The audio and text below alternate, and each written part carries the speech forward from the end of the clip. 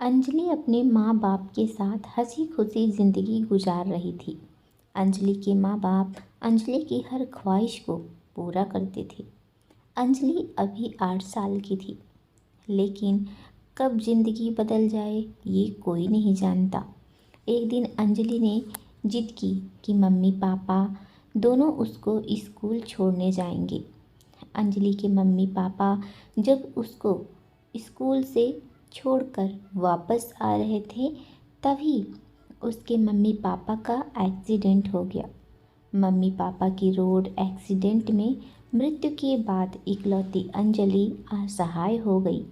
दादा दादी नाना नानी कोई नहीं।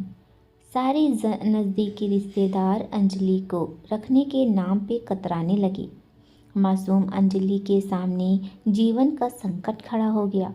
लड़की को कोई भी अपने पास रखने की जोखिम नहीं उठाना चाहता। बड़े बेमन से अंजलि की दूर की मामा उदय उसे अपने साथ शहर ले आए। पढ़ने लिखने की उम्र में उसे घर के काम में झोंक दिया। सुमन, उदय की पत्नी, अपने पति पर चिल्लाती, आपके कारण इस मुसीबत को साथ में लाना पड़ा। लड़की की जात है, देखते ही देखते जवान हो जाएगी। उदय कहता, मजबूरी थी सुमन, करमजली को कोई ले जाना नहीं चाहता था। मजबूरी में मुझे अपने गले में घंटी बांधना पड़ी। सोचा घर का काम काज करती रहेगी।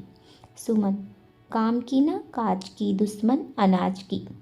आए दिन बीमार पड़ जाती है, कलूटी कहीं की। अजय, उदय और सुमन का बेटा, वो भी अंजलि से खार खाता ना जाने कहाँ से ही कलमुही को पकड़ लाए। दिन भर सिर खुजाती रहती है।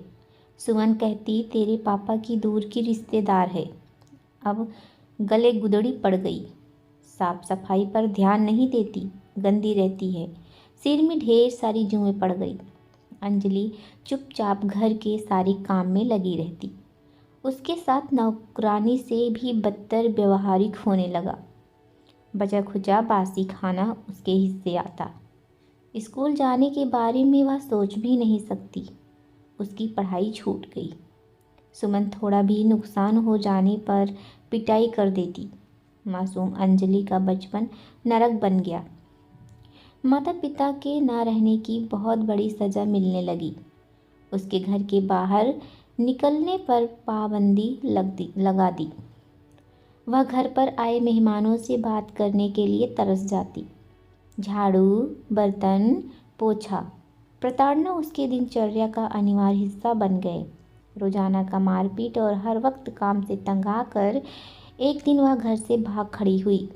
यहाँ वहाँ ठोकर खाती भटकती अंजलि अंततः अनाथ आश्रम में शिफ्ट कर दी गई। अंजलि के घर से भागने के बाद सुमन ने राहत की सांस ली और बोली, लड़की की जात है, कल से कुछ ऊंचा नीचा हो जाता तो हमारा मुंह काला करवा देती। जान बची लाखों पाए। लेकिन जब अंजलि अनाथ आश्रम में खुश थी, उसको पढ़ने को मिलता और खाना भी सही मिलता, पेट भरकर। सबसे बड़ी बात, अंजलि को अब मार नहीं खाने पड़ती। अंजलि अब खुश रहने लगी थी। दोस्तों, कभी किसी मासूम पर इतना जुल्म नहीं करना चाहिए। ये हादसा तो किसी के साथ हो सकता है। किसी पर जुल्म करते वक्त अपने बच्चों के बारे में ज़रूर सोचें कि अगर आपके बच्चों के साथ जुल्म हो तो आपको कैसा लगेगा। दोस्तों, ऐसे ही वीडियो देखने के लिए रोचक कहानियाँ यूट्यूब चैनल को सब्सक्राइब कर लें प्लीज़। पूरी कहानी सुनने के लिए आप सभी को दिल से बहुत बहुत धन्यवाद दोस्तों।